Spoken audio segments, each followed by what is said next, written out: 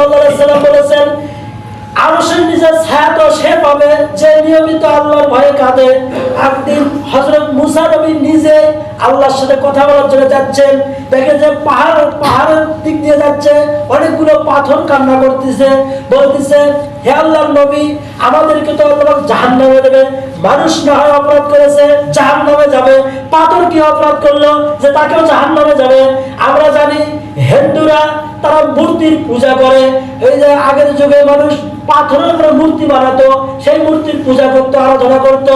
আল্লাহ পাক জাহান্নামের মধ্যে যারা পূজা করছে এদেরকে দেবে, আর ওই পাথরটাকেও দেবে, বলবে তোকেও জাহান্নামে দিলাম, তুই যার পূজা করছিস তাকেও জাহান্নামে দিলাম। এবার ঠেকা দেখি, ঠেকানোর ক্ষমতা কার আছে?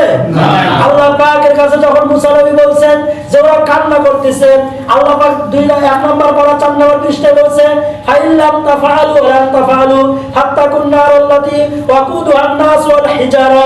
সেদিন মানুষ এবং পাথরকে আল্লাহ পাক জাহান্নামের ইন্ধন বানাবে, জাহান্নামে দেবে।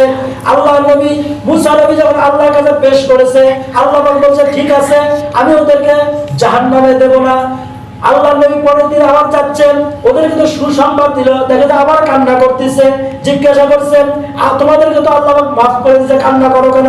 বলছে যে কান্না করার কারণে আল্লাহ মাফ করে দিয়েছে। এই কান্না